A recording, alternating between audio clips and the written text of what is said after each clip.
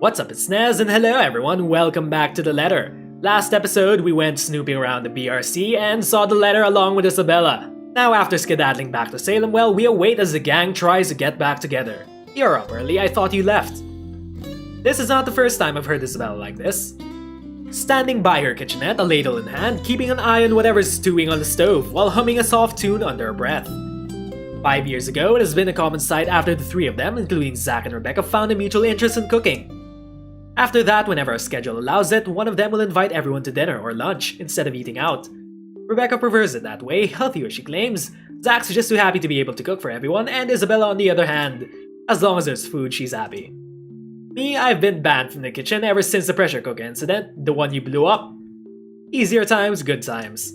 Right now, however, the scene brings an odd sense of normalcy, a strange fit from all the things going on around us. Not unwelcome, only bizarre, I suppose. Isabella doesn't follow up on her question earlier, but she does raise an eyebrow my way when I take too long to answer. For that, I only offer a casual shrug in response and a short answer. I've checked with Zach and Rebecca. I'm just waiting to hear back from them. I'll add in a quip or two for her if the timing for a joke isn't off or doing so won't be inappropriate. I don't want to alarm her either, there's no reason to yet. Until Zach gets here or until I've received another answer from Rebecca, whichever comes first. Nevertheless, it's clear she has plenty of questions. It's right there in the subtle crease between her eyebrows and the inquisitive gleam in her eyes. Curious as she is, though, she decides against voicing all her questions out.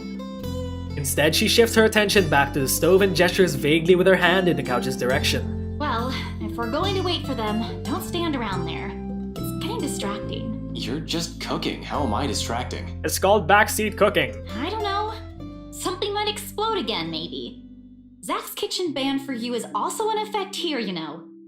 Now shoo, go. And I thought he only ate cup noodles. Stop hovering. You'll ruin the food. I'll be done here soon. She leaves no room for an argument by swatting the ladle at me, and just like that, I've been kicked out of the kitchen. Left with nothing else to do, I drift back to the tiny living space and slump down on the couch. Closing my eyes, I allow the noise from the television to guide my thoughts. The ones I've been keeping at bay, freeing them from the cage I've built around them so I won't have to think. One by one, they trickle back into my consciousness, each more frightening and unnerving than the other. So many things going on. So many things happening. The papers we've gotten from the BRC doesn't provide any comfort either. Seriously, is there even a point to those after last night? What will asking those people do? If anything, this only proves there might be more copies of that dumb piece of paper. We have one here, but how many exactly is there out there? More importantly, how do we get out of this stupid mess? Ashton. Damn it, I haven't felt this kind of bone-weary exhaustion in years. I don't want to think what might happen next in case I miss something. Shit. Rebecca, Zach, Isabella. They're all depending on me and... Ash! Wake up, you bastard. The voice snaps me out of my thoughts, abruptly wiping away everything running a racket inside my head. Suddenly, Isabella's there, crouched in front of me when I crack an eye open. I haven't even noticed the exact moment when I bent over and buried my head in my hands. Figures why she's staring at me like I've fainted or something. The crease on her eyebrows grow deeper at the lack of my response. Although she's merely staring at me without saying a word, her expression says everything. So much for trying not to alarm her with bad news. Sorry, I just spaced out for a moment. Don't mind me. For a brief moment, she seems to accept that. Quietly, she shifts, stands up, and takes the empty space right beside me.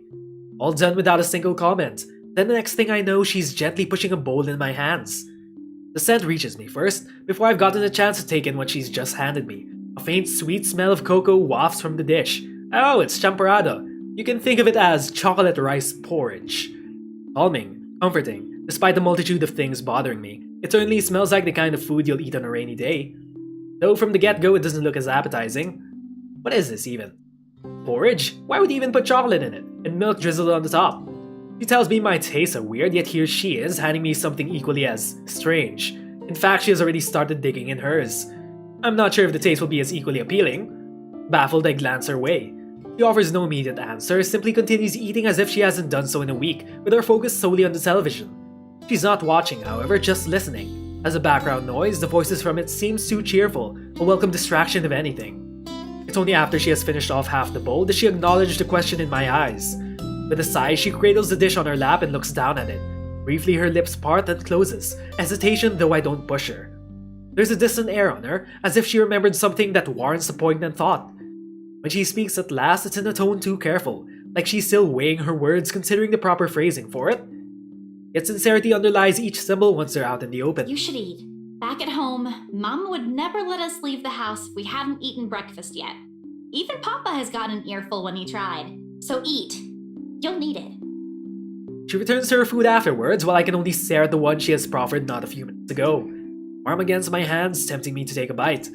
Not that I don't appreciate this, but what good will this do? Zach and Rebecca's both out there. Who knows when the ghost will show up again? Even in our dreams, we're not safe. But that's it, isn't it? We don't know when, and at the present, we have a chance at respite. Maybe the only one we'll ever have. Even if it's as mundane as sharing food between us, why, they just seated side by side like this, without exchanging words. The intent hangs unspoken in the air, something that probably goes as far back as the second she offered food. Still, in the end, Isabel never pushes it. Rather, she lets her own silence convey her hope. Whether I'll allow myself that break, she leaves it up to me. Oh, just take the food. Thank you. The words roll off my tongue awkward and unfamiliar, far removed from those jests and quips we've shared. Yet she accepts this with a smile and nothing more, regardless of everything left unsaid. The sight of it brings comfort. More so than any generous offer of food can give. Though we both lapse into silence afterwards as we finish our food, there is ease in it. In the muffled sounds of Luxborn filtering into the room. The light streaming from her windows and the faint draft occasionally drifting in, catching the loose tendrils of her hair. The way her voice falters when she tries to form words. And despite the horror looming over us, I find myself wishing for the minutes to slow, for the seconds to last. But ultimately, she's the one who breaks it, softly after a minute's pause in words mumbled under her breath. Sometimes silence simply compels us to speak. I've been wondering, before last night, before Mama told me the news, what if Papa passes away, despite everything? That sort of thing. I know it's not good to think about, but I also knew it was getting worse. Mama won't say anything, but I've always known that one day, he'll eventually. She releases a sigh as her grip on the bowl she still holds tightens. There are no tears, but she might as well have them with how weak her voice falls. Are there even any left? I don't know what I'm going to do. Before, I can easily say it's because of Papa. Now, I don't have anything. You have that scholarship from Lux U. Were you going through my personal papers while I was sleeping last night? I don't really have to.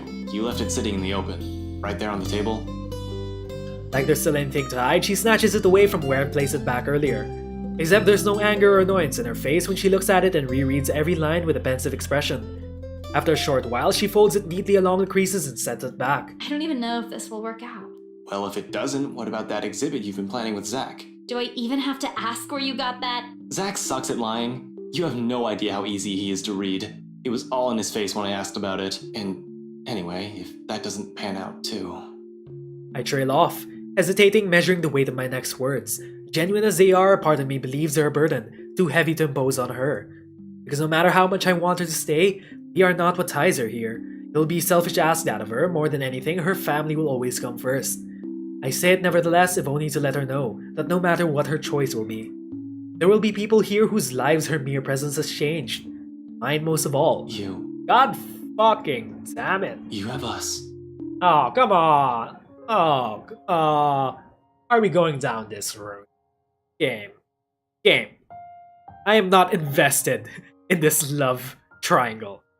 I am not invested at all in the contrived relationship of these two. Can we just not? The words startle her to a pause and slowly she turns to me, her eyes wide disbelief all over her face.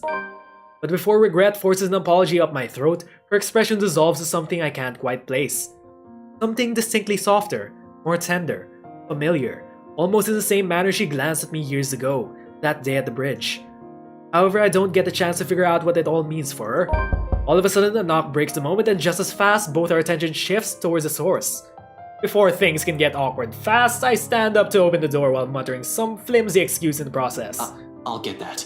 It's probably Zach or Rebecca. I surely hope it was either one of them. Really, I know we're in a pinch, but the timing can't get any worse. Unrelated frustrations aside, once I fling open the door, a whole chunk of the stone that has been stuck at the pit of my stomach simultaneously unseats itself. There in the hallway stands Zach, his hand raised ready for another knock. Although he's not at his most presentable at the moment, ruffled and drenched with sweat as he is, relief quickly washes over me like a tide. He's still panting when he pushes me aside and heads in. The second his feet crosses the threshold, he scans the place, eyeing what little he can see of the room from the doorway. When finds none of whatever he's looking for, he turns to me with a questioning look, one that has a hint of panic in it. You said it was urgent. Did anything happen? Is it Becca? Bella? Oh, we were worried about you. Everyone's fine. Well, Becca's not here. She went somewhere this morning and hasn't answered any of my calls yet. But Isabella's... I'm here, Zach. Morning. His weight shifts at the same time the stiff line in his shoulder eases, once Isabella walks up to us and welcomes him with a smile. He relaxes then, greeting her in kind. As soon as he has let out a breath he has been holding, and the tension's finally off his body. So, nothing's wrong? Why'd you call me here for then? To make sure you're not dead. My explanation can wait. He has a lot of explaining to do. The fact that he went to Anselm alone for some godforsaken reason warrants a proper one. Ghost or not, he's already been given a warning. It frustrates me to no end. This might be the plan he mentioned the last time we spoke. I get that he's worried about Hannah, right? Somehow they've become friends, but that's not the issue here. Not when there's a murderous ghost who might go after one of us at any given time. Sure, Zach made it here in one piece. By some dumb luck, he's alright, and this takes off one of the list of people I need to worry about. Frankly, as annoyed as I am, I can't just stay angry at him when I look at the situation that way. Hell, if that call didn't connect in the exact minute, there might have been a chance he won't be standing here. This is a blessing in itself.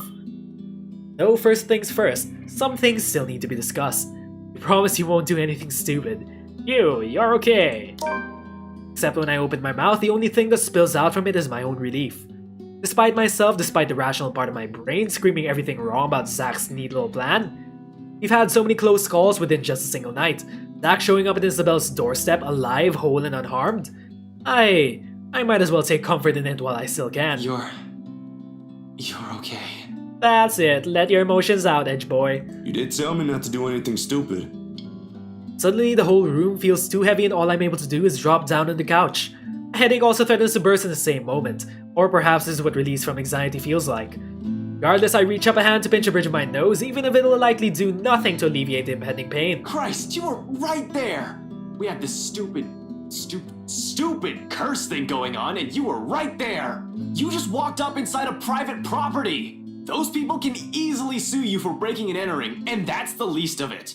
I know, Ash. But I can't just leave things as they are. I've gotta do something. God damn it, Zach, I was worried! Aw, Edgy Boy is worried. His cool face is gone. Unexpectedly, he laughs. Not the half-hearted source when he's awkward or coming up with an excuse. A genuine one. Before my annoyance grows again and I snap at him, though he suddenly catches me in a headlock. His arms looping around my neck while he grinds his knuckles against my skull. Helpless, I squirm under his grip in protest. Even then, it's hard to do so when you're up against a 6-footer. Zach! Aw, he's worried. Why didn't you say so? That cool act ain't gonna fool me anymore. And it never fooled me. Let go! He relents, soon enough, though only after he's done ample damage in my hair. I hate it when he does that. But for a few moments there, the tense mood finally lightens up and everything felt like how it used to be before this whole mess began. Makes approaching little moments like this easier, still. Seriously, Zach. Why are you even there? Told you already. I was looking for you. Why would I even go there? Well, you mentioned a plan with Isabella here. I assume that's where you guys went, since that's where she found the letter. Sorry. I was really at a dead end. The logic in it stuns me into silence at the very least. Then I remember his hesitance, the tone he has taken before agreeing to go here, and all at once my anger from what he's done wanes. Partly this is my fault for keeping things vague. I can't berate him for assuming that when I've only left him with vague answers. You could have called me. I did. I didn't receive any and my phone was with me. You're kidding, right? I was at it the whole night. And we never received the call of the BRC. The whole atmosphere in the room changes in 2 heartbeats. Back again to the tension-riddled one plaguing us. Zachary stares at me like I've grown another head. Then gradually he shifts his attention to Isabella. The expression in his eyes questioning, asking for a confirmation. Like my word can't be trusted. Not that I'm holding it against him. I can't even believe the things coming out of my mouth these past few hours. Meanwhile, Isabel stays quiet. Has been like that for quite some time. She looks like she wants to disappear right now.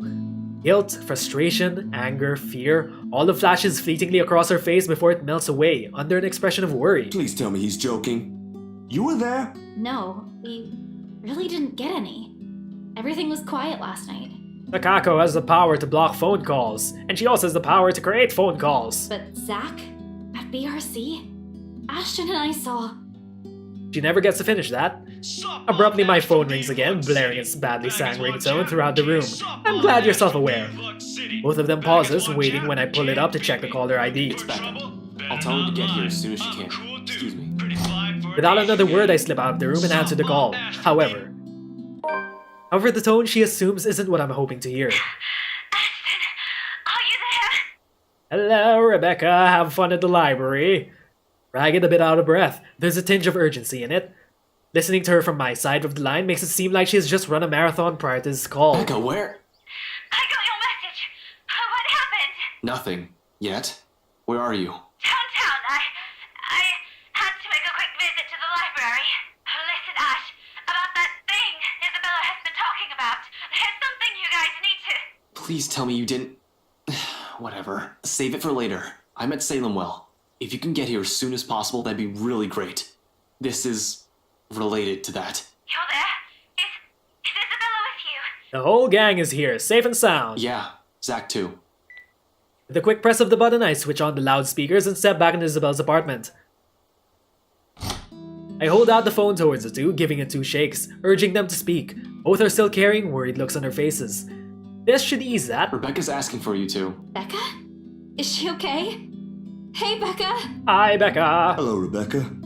Odd morning we're having, eh? Odd is an understatement. Hey, you two. What's happening over there?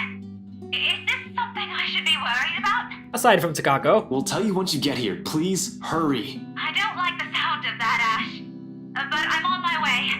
Give me a few minutes. I'm driving. she mumbles a goodbye, then hangs up. Becca's the last person I need to account for, yet that call left an even more strained tension in the room. Thankfully, we don't have to linger in it for too long. She only takes a matter of minutes to get here, and the second she steps into the room, Isabella clings to her. I'm so glad you're okay. Ashton checked on you this morning, but... He did? I'm sorry, I was in a hurry. I didn't have time to drop by and let you know. It doesn't matter.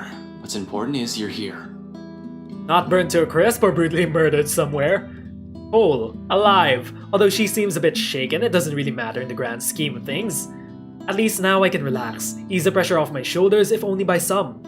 But the minute Isabella pulls away from her, she winces, a small reaction the younger woman doesn't even catch it.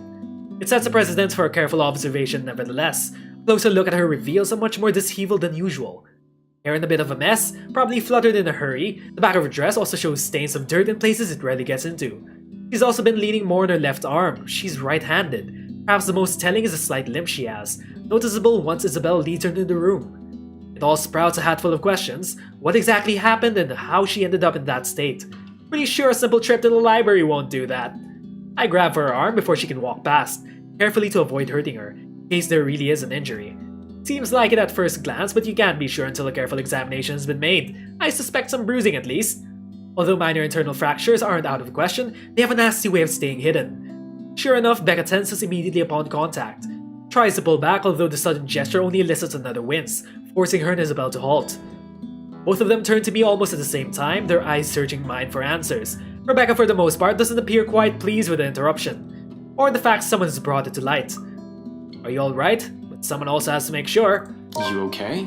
You're limping. As expected, she tries to hide it. This time, when she squirms from my grasp, it's with enough force she almost stumbles back if Zach hadn't caught her by the elbow.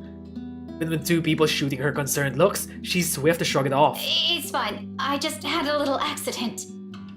Little accident. Hard to believe when her other arm's nursing the supposedly fine arm. Isabel doesn't buy any of it either. In a library? Well, yeah, it kinda caught me off guard. Something's happened there, hasn't it? I don't even have time to elaborate on the question further. Shortly, she goes very still and the hand placed over her right arm shifts ever so slightly, its grip on the limb tightening. Not too firm to hurt, but just enough for a gesture of comfort for herself. Warily, she casts a glance at everyone in the room. But only the one she spares for Isabella lingers longer. In that moment, something unspoken passes between them. Understanding. It strikes me seconds later how utterly familiar her expression is. It's the same one I've seen far too many times in Isabella. Since that day at the movie house, every time her attempts to warn us have been so rudely dismissed. Let me see. Can we? We have to check if it's bad. Rebecca hesitates for a moment. Then after a minute of consideration, she sighs and reaches for the hem of her sleeve, raises it just enough for Isabel to take a good look at it.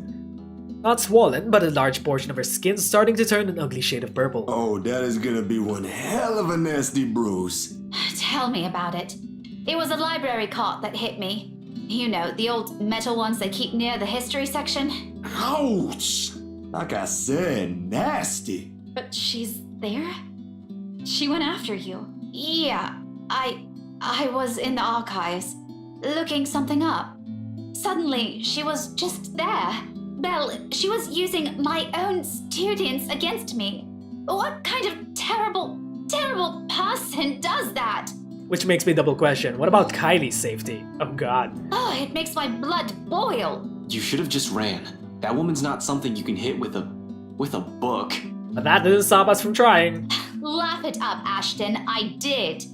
Then the bloody cart came out of nowhere. And you know what? If it weren't for a damn book, I would be dead by now.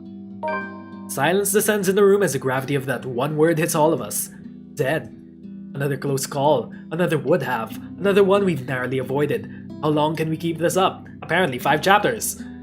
We're bound to break at one point. No normal human being with a sane mind can last like this. It's a miracle Isabella hasn't cracked yet. After all, she was the one who found that letter. I've expected her to have caved in by now, yet her voice, calm and composed in the face of this, is what cuts through the thick air. I'll go get a cold compress for that arm. You guys take a seat first. Ashton and I, we have a lot of things to talk about.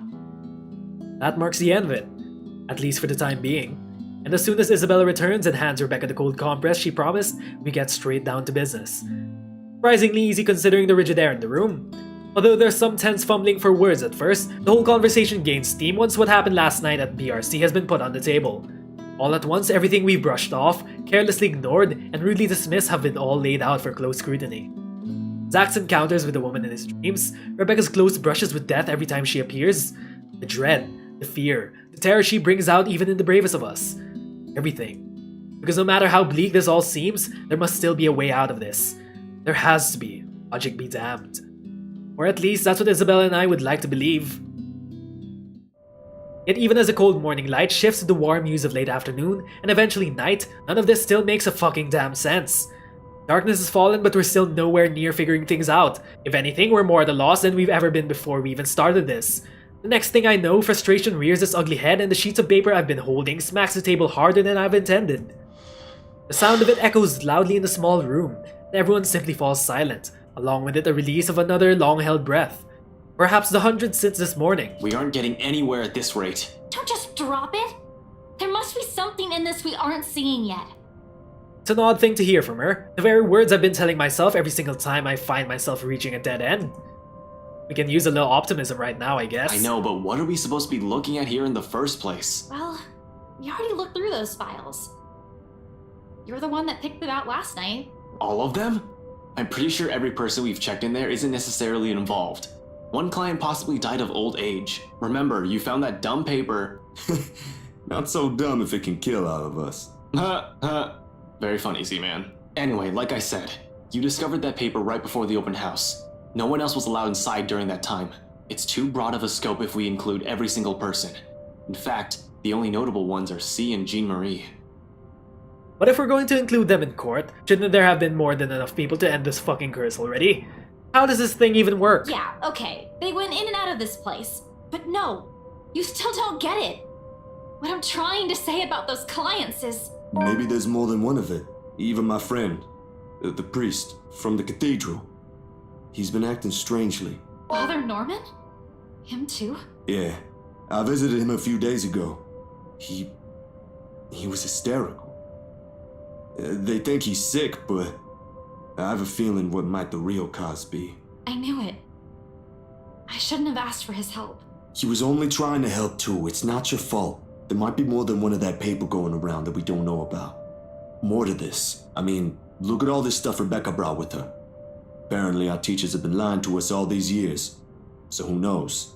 Hey, now don't blame us. Blame the bloody books they wrote. Quietly, Isabella reaches for one of the papers Rebecca's brought with her and carefully inspects the words printed on the page. A copy of an old newsprint from even before the city has been founded. Her eyes narrow with each line it passes, but lingers at the illustration of the noblewoman's servant. Why do they have to keep this in the restricted section? Rebecca merely shrugs at the inquiry, but her own annoyance seeps through her answer. How should I know? I wasn't even aware we have archives that go as far back as this. This is before the city was even founded.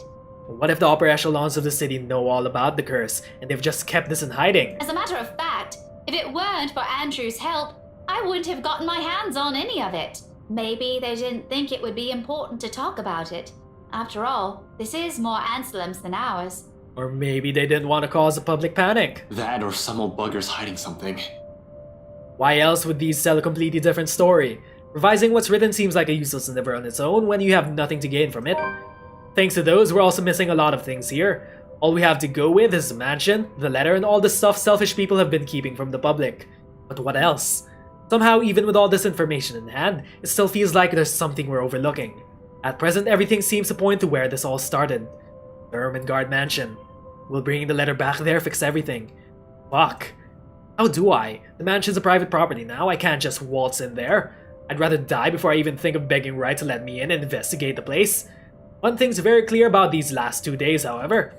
We're not safe anywhere, and I have to act as fast as I want to keep my own friends alive. Can't keep running away. Sooner or later, she'll get us. Before that happens, I have to put an end to this. Sighing, I stand up and stretch out the kinks in my back after several hours of sitting. We've been at this for too long. A break is needed, time to let everything sink in, or else we'll all burn out. I know I will, and it's another thing I can't let happen when they're all counting on me like this. Albeit unspoken, it's in their eyes as they look up at me, waiting. We've been at this since morning. We should take a break for a few... Ah, fuck, come on. The rest of it never makes it out of my mouth as something heavy and grating sounds from the far end of the room. A harsh booming noise rending through the eardrums of everyone in the room. All at once, the three of them are on their feet, while I quickly palm for my gun on the table. However, before I can pull it up and remove the safety, the whole racket stops. Stillness descends in the room, and amidst a sudden hush, the four of us exchange anxious glances. So much for a break. Ashton, that might be... Gather everything. No questions asked. They waste no time getting to work piling up the documents we've been reading through. Even Isabel's unusually silent as she gathers everything in her arms, her own movements sharp and precise, a deep furrow in her brow. There's fear, but something hardened and urgent overshadows it. But the moment doesn't last. Before we can even finish, another noise ups the tension already gripping the place. Oh god, she's in the room. Suddenly, the lights go out and the wardrobe at the end of the room rattles, as if something inside begs for freedom. Cautiously, eyes glued to it, I take a step forward and I release a lock from my gun. I'm no trigger-happy person, I'm not even sure if this will work on a ghost. Oh, it's obviously not. But right now, its smooth surface against my palm with the trigger on my finger provides the closest thing I have to relief as I approach the closet. Ashton, what are you doing? A dumb idea, that is. I don't think that's a good idea. We should just... Worried as they all are, they immediately stop at the slight raise of my hand. But the edge is there while they all huddle in the space between the door and the room. In case this goes south, whatever I find inside, they have enough time and space to run from their position. In 2 deep breaths, I've crossed the room and stood in front of the closet. Whoever's inside has yet to stop thrashing. Instead, it's now moved to banging at the door, louder and louder the longer I dally. Another shallow breath. A glance at my companions. A nod. Something creaks. Then, in the next moment, I'm grasping at the handles and swinging the doors wide open to reveal... nothing. Right away, I part the clothes hanging on it and still none. No ghost. No woman. Not a single trace of whoever's inside. Confused, I glance back towards my companions, only to see them mirroring the same expression on my face. Noise has finally stopped, but I'm quite sure it isn't my imagination. Or maybe it is, and I'm just too strung up that my head's making up things right now. Whatever the case is, we need to get out of here as soon as possible. This only confirms we aren't safe anywhere. Without bothering to close it, I move back, ready to leave, adrenaline now coursing through every vein in my body. The next second, I'm barking orders and... We should go. Everyone, we need to... Yeah, we definitely need to go. And fuck. I'm set sprawling on my back as something cold catches my ankle and yanks. Bye. The resulting fall knocks the wind out of me. Pain racks my whole spine in the back of my head as it collides against the floor, with force enough to dislodge my own brain from my skull. Do you have a brain? A moment lasts before stars fade from my vision. Then, you sense it. Old tendrils twisting around my ankles, the smell of vile rot assaulting my nose, nauseating, sickening. A foul smell draining every feeling in my body. The moment her horrid laughter, still as unpleasant and vicious as the last time I've heard it, reaches my ears, my eyes snap open. Hi there, Takako. What you doing under the wardrobe? Perhaps it's just an experience. Or maybe my mind's still attempting to comprehend this. Regardless, the minute my eyes land on her, the whole of my body freezes. The gun in my hand turns useless as my grip on it slackens.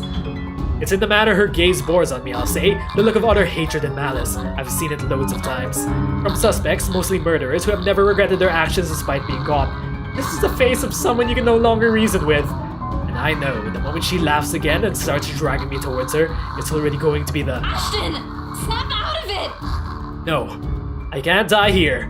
Not yet. The haze fades from my mind and instinct kicks in then and there. Everyone out! Get out! Get out of here! With one powerful tug, I yank my foot out of her grip and scramble back to my feet, ignoring the piercing wail she fills the room with. Within the span of a second, I'm gunning for the door, grabbing the wrist of the first person my hand can reach and leading everyone out. Into the hallway, down the flight of steps, and right inside my car. Into Shirley we go! I waste no time flooring on the gas pedal the second the last person closes the door behind them, and in a short while, I'm driving us out of Salem well. I don't even entertain the thought of winding down just yet, even as the last of the woman's painful cries fade into the night.